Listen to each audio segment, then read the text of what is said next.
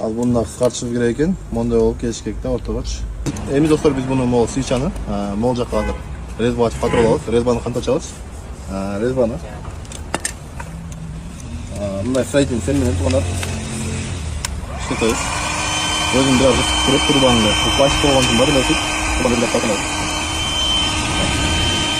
Ысгандан кийин свечаны кармап эле өзүнө бурап резьба ачып коебуз. Материал отондар.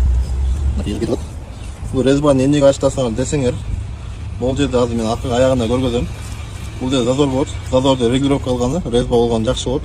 Жөндөрө тыгып койсок болмок, бирок резьба болсо регулировка кылганы жакшы болот.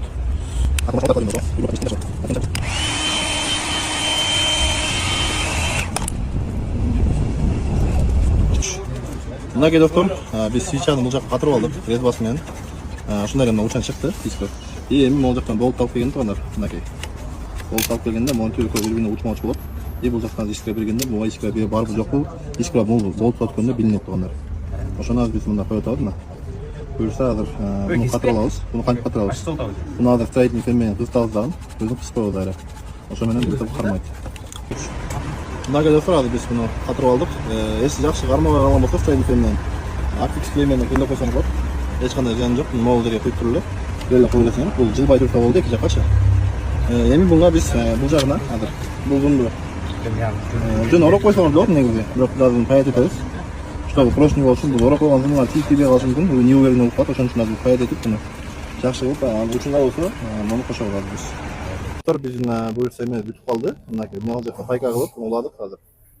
Бул жерге кошуп ороп деле койсоңуз болот. Негизи бул жанакей эле масса болот. Бирок ону нагар болуп же эме болуп тийбей калганда силерди алдап койбош үчүн лучше пайкалаган жакшы. Эч колуңардан келбесе жөн ороп койсоңуз болот буну.